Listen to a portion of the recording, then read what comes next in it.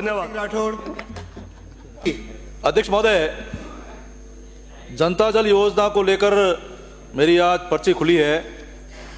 सन 1994 में ग्रामीण पेयजल योजनाओं को सरकारीकरण से मुक्त करके और उपभोक्ताओं का उसमें भागीदारी सुनिश्चित करने के लिए 1994 में जनता जल योजनाएं चालू करी गई। अब इन योजनाओं में उसका संचालन साधारण जो था वो जन स्वास्थ्य अभियांत्रिकी विभाग से हो रहा था और पंचायतों को अंशकालीन श्रमिक लगाने का इसमें प्रावधान किया गया था और जलदाय पीएचडी विभाग ही इसमें मेंटेनेंस के लिए 400 रुपये हॉर्स पावर के हिसाब से पैसा दे रहा था और श्रमिकों को मानदेय भी उससे मिल रहा था। उसके पश्चात सन 2011 में फिर से सरकार ने फैसला किया कि पंचायत राज विभाग इसको अपने अंडर में लेकर के मानदेय का पैसा वो दे। तो मानदेय का पैसा दे रहे थे, मेंटेनेंस का पैसा दे रहे थे और ये चल रहा था। उसके दौरान एक न्यायालय में रिट याचिका हुई और रिट याचिका में यहाँ के सारे श्रमिकों ने कहा कि हमको न्यूनतम मजदूरी दी जाए। तो 1/5/6/9/17 को जो अंशकालिक श्रमिक थे, न्यायालय ने फैसला किया कि अंशकालिक श्रमिक का जो पद है इसको हटा करके सहायक पंप चालक किया जाए। तो न्यायालय के आदेश से सहायक पंप चालक हो गए और 1/5 और उसके बाद में इनको सहायक पंप चालक के नाम से पुकारा जाने लगा और ये सारे जनता जल योजनाओं को चला रहे थे।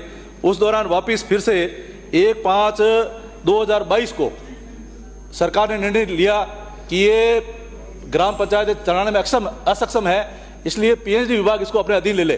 तो पीएचडी विभाग ने अधीन ले लिया, लेकिन हुआ ये कि कांग्रेस शासन के समय में आनंद फानन में इनको सारी योजनाओं को लिया गया।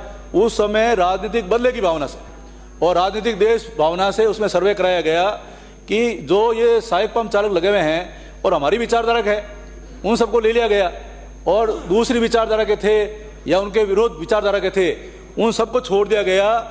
जोधपुर जिले में ऐसी 700 योजनाएं जिसमें ओपन कुएं हैं, ओपन वेल हैं, नलकूप हैं, उन 700 स्कीमों को छोड़ दिया गया, जिससे आज भी इतने वर्षों से वो जो वहाँ पर पंप चालक लगे हुए हैं 400 योजनाएं तो चल रही है, उनको बिल्कुल भी मानदेय नहीं मिल रहा है और उसके बाद में भी 300 योजनाएं तो मानदेय नहीं मिल रहा था, इसलिए वो योजनाएं बंद हो गई।